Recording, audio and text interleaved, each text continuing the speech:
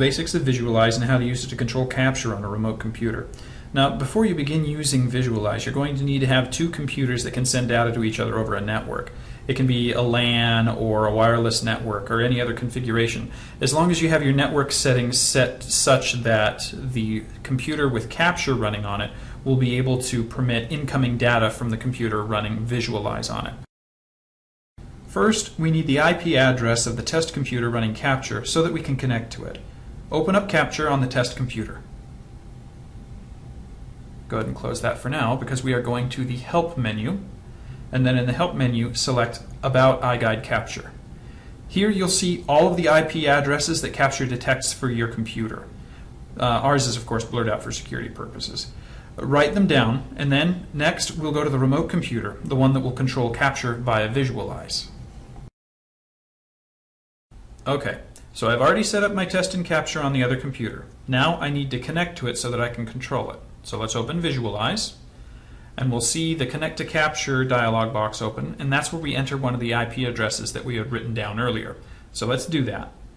When we're done, we'll click OK, and we should see the Connection Successful dialog box. Yep, okay. Now if you do not see that dialog box, check your network settings again. The firewall might be blocking Visualize, or you might not be on the same network, or someone may have been booted or disconnected, so double check to make sure. Now we wait for the facilitator or the user to start the test in Capture. That will begin the calibration process, and we will see evidence of that shortly in the lower right hand corner of the Visualize window. One thing to remember with Visualize is that it's a good idea to run Visualize on a computer with a higher screen resolution than the computer running Capture. You'll see it in a second and understand why. Okay, calibration is almost complete, and we'll see the results shortly.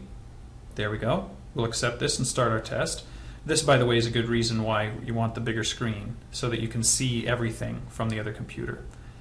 And then they'll start the task and just run through it as they normally would. Depending on your network, you will see some lag. A lot of data is being transferred on the network between the two computers, so if your network isn't great, Visualize might not be your best testing option.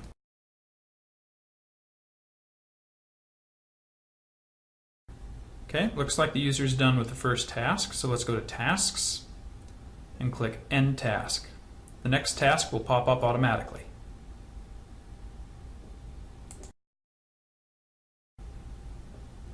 And now for the second task.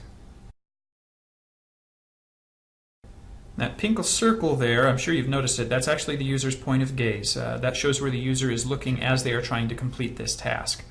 So you can see in real time, and in this case with a little bit of a lag, where the user is looking as they're trying to complete the task.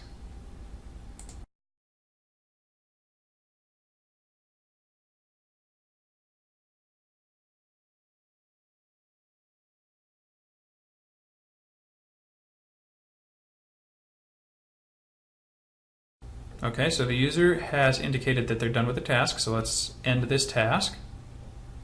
And then the next task should pop up momentarily. Okay, and now they'll start task 3.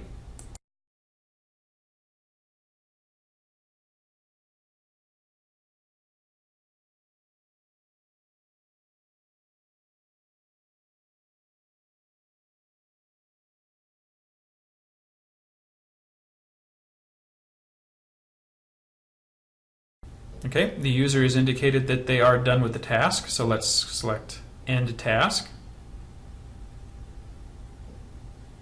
And there are no more tasks to open up, so let's go to File and select End Test. This will close Visualize basically for us, and now on the capture side, on the test computer, they have the option of saving the recording just like they normally would if they had run capture by themselves. So that's Visualize in a nutshell. If you have any questions or suggestions, email us at support@grinbath.com or visit our website at www.grinbath.com/iGuide.